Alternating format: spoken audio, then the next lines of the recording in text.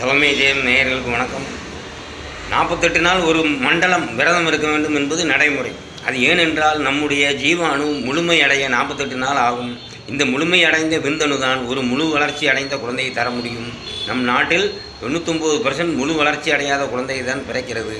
72,000 நாடிகளில் சொற்ப நாடிகள் தான் மூளைக்கு தொடர்பு உள்ளது. மீதி உள்ள நாடிகள் தொடர்பு இல்லாமல் உள்ளன. இந்த நிலையைத்தான் மூளை வளர்ச்சி குறைவு என்று நாம் கூறுகிறோம். ஆனால் உண்மை எது எனில், வளர்ச்சியடையாத விந்தணுவில் இப்படி குறைபாடு உள்ள குழந்தைகள் தான் பிறக்கின்றன. முழுமையடையாத விதை எப்படி முளைக்காதோ அதுபோல் முழுமையடையாத விந்தணு முழு வளர்ச்சி கிடைக்காது. அதனால் தினமும் உடலுறவில் ஈடுபடாமல் மண்டலம் விரதம் இருந்து நல்ல பிள்ளைகளாக பெற்றெடுங்கள். மனைவி மக்கள் எல்லாம் என்னுடையது என்று எண்ணாதீர்கள். அவர்கள் உங்களுடையது இல்லை. மனைவி மக்கள் இறந்தால் நீங்கள் அந்த உயிரை கொண்டு வர முடியுமா? என் மனைவியின் பிள்ளைகள் என்று கூறுகிறீர்கள். என்னுடையது என்றால் ஏன் அந்த என்னுடையது என்று கூறும் உடலின் உயிரை உங்களால் கொண்டு வர முடியவில்லை? இவையெல்லாம் உங்கள் வசமும் இல்லை, உங்களுக்கும் இல்லை. இதை புரிந்து கொண்டு உங்கள் உயிரை காப்பாற்றுங்கள். ஒரு அன்பர் நம்மிடம் பிராணாயம் பற்றி குறிப்பிட்டார். ஒரு பக்கம் மூக்கில் சுவாசம் இழுத்து அதை சிறிது நேரம் நிறுத்தி வைத்து மறுமூக்கில் விட வேண்டும். இதுதான் வாசியோகம் என்று கூறினார். அது தவறு. இது நாடி சுத்தி செய்வது. நுரையீரல் அடைபட்டு கிடக்கும் காற்று மற்றும் மாசுக்கள் இருந்தால் தூய்மையாகும். இது உடல் சுத்தம் தருமே தவிர வாசியோகம் இல்லை. மேலும் நீங்கள் காற்றை அடைத்து வைப்பதனால் ஒரு நன்மையும் கிடையாது. ஒரு டயரில் உள்ள டியூபில் கூட காற்று அடைப்பட்டு உள்ளது. என்ன நன்மை ஏற்பட்டது அந்த டியூபுக்கு? டியூப் மறுஜென்மம் அடைந்ததா அல்லது மறுபிறவி அகன்றதா? எதுவும் இல்லை. காற்றை அடைத்து வைப்பதனால் எந்த லாபமும் இல்லை. ஒன்றுள் அடைப்பட்டு கிடைக்கும் தனந்தேயன் வாய்வை நீ விடுதலை செய்ய வேண்டும். இதுதான் வாசியோகம். இதற்கு காற்று ஒரு தீக்குச்சி. நம் சுவாசம் காற்றே வாசியோகம் இல்லை.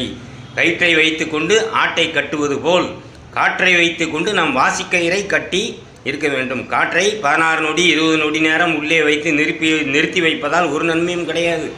சுழுமுனை சுவாசம் செய்ய வேண்டும். உட்சுவாசம் நடக்க வேண்டும். மூக்கின் வழி சுவாசம் செய்யாமல் சுழுமுனை நாடியில் சுவாசம் இயங்க வேண்டும். இதுதான் வாசியோகம். என்ன ஞானம் அடைந்தாலும் தாய் வீட்டை மறக்க வேண்டாம். நம்மை வளர்த்த தாய் தந்தையை நாம் எப்படி கடைசி வரை மறக்க முடியாதோ அதுபோல ஞானம் அடைந்தாலும் நம் தாய் வீடாகிய கோயில்களுக்கு செல்வதை மறக்க வேண்டாம். ஏனென்றால் அதை கண்டுதானே நாம் வளர்ந்தோம். வளர்ந்த பின் அதை உதறக்கூடாது. உன்னை யார் வளர்த்தார்களோ அவர்களுக்கு நீ உண்மையானவனாக இருக்க வேண்டும். உன்னை தாய் வளர்க்கலாம், அல்லது தந்தை வளர்க்கலாம், அல்லது தாத்தா பாட்டி வளர்க்கலாம், அல்லது உற்றார் உறவினர் வளர்க்கலாம். யார் வளர்த்தாலும் நீ அவர்களுக்கு உண்மையாக இருப்பது நீ செய்யும் கடமையாகும். இதை மீறினால் நீ சாபத்துக்கு உள்ளாவாய். வாழ்க்கை நீ ஒருபோதும் உயர முடியாது. கடவுளை நீ தேடாதே. அந்த பிரம்மம் இல்லாத இடமே இல்லை என்ற போது நீ ஏன் அதை தேடுகிறாய்? காற்றை நீ தேடுவாயா?